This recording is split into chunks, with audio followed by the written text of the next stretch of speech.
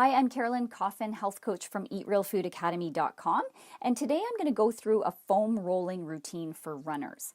Now, foam rolling is a really nice way to give yourself a deep tissue massage, and it has many of the same benefits, like breaking down adhesions that can cause pain or limit range of motion, increasing circulation and flushing out toxins to speed recovery, and promoting relaxation. So place one leg up on top of the roller. You're going to roll between the knee and the ankle, making sure that you hit the inside and all the way to the outside of that leg. For a little bit of extra pressure, you can place the other leg right on top. And a lot of people have trouble with their wrists being in this compressed position. So here's an alternative. Yoga blocks work really nicely for this too.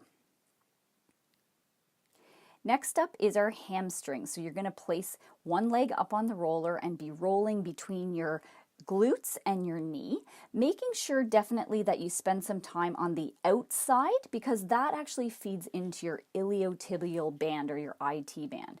Again, extra pressure, you can put the other leg up on top.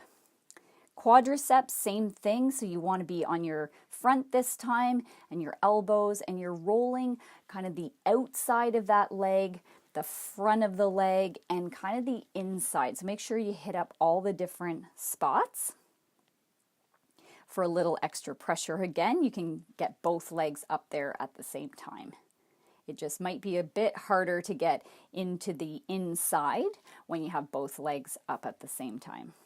So I'm not a big fan of actually rolling the IT band along the outside, but instead if you place your hand on top of your hip bone and make a fist, it'll be right over top of a little muscle called your tensor fascia lata.